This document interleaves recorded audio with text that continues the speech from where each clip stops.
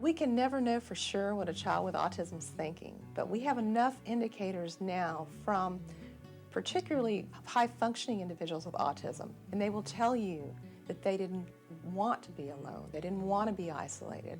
They want to be like everybody else. Now, 1 in 150 children has autism.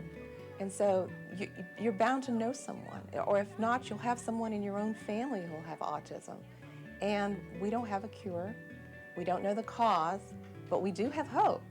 And the hope is we do have some interventions, behavioral interventions that work.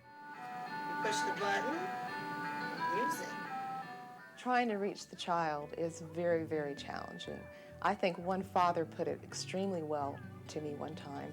He said, you know, I can go and work in my garden and work in my yard, and when I finish, I can have a beautiful yard. But then he said, but when I work with my son the same amount of time, I don't have anything to show for it. That's heart-wrenching for a parent, and I think that just really illustrates the heart of the problem. Autism is hallmarked by deficits in 3 main areas. One is in social relatedness. The child doesn't relate socially as a typically developing child would. The other one is in communication. There's delayed or absent speech. And the third is they typically have some sort of unusual behaviors or rituals. This often looks like obsessive-compulsive disorder, where they might have to do something a certain way a number of times, or they have trouble changing their routines. I think in our line of research in particular, we found that the most important thing to do for the parent, again, parents are key players in this, is to try to reconnect with a child who has autism. And what we do is we actually teach fathers and mothers, we focus on fathers, how to do this by reestablishing a turn-taking balance. That is, the child engages in an activity or makes a sound or a word, and the parent, rather than trying to direct the child to play a certain way or do a certain thing, the parent responds to the child, and sometimes imitating the child, and this makes a connection over time. And that turn-taking balance is so important. That's what language and conversation and everything is built on.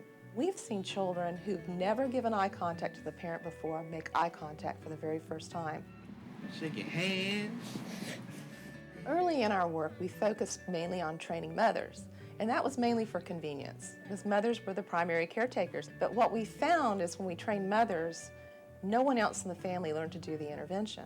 So we started training fathers and then asking fathers to train the rest of the family. And this work was funded by 2 grants from the National Institutes of Health. And we were very pleased to find not only could fathers learn the interventions, they could effectively use them, and they could train the rest of the family. And then everyone in the family was using the intervention. The fun part of the job is when you have a parent who has an eye-opening experience saying, I can make a difference with my child, and you see it. And you can show the parent on video they've made a difference and you've captured it. That's life-changing. I mean, that empowers people. That helps the parents, rather than feel helpless, that we can make a difference. Through a series of NIH-funded studies, we have been able to develop an effective intervention, use it, and we have enough data now to tell us it works. What private support would do is it would enable us to do more than just scratch the surface in reaching a host of families who are unable to receive the kind of services that we provide. We have the opportunity here at the University of Florida, by partnering with experts in information technology, to take these interventions and deliver them online to families living all over the country and even the world. So if your child says buh, buh, you can say buh, buh, or you can expand on it and say block, buh, block. This funding would be incredibly important in furthering this cause and reaching lots of very deserving families. I would think of the child with autism as being on an island in the middle of the ocean, and the child didn't want to be on that island. The child really wants to be where everyone else is, but they're on an island. And parents see the child on the island, and with some help, they can find ways to reach the child, to go and connect with them.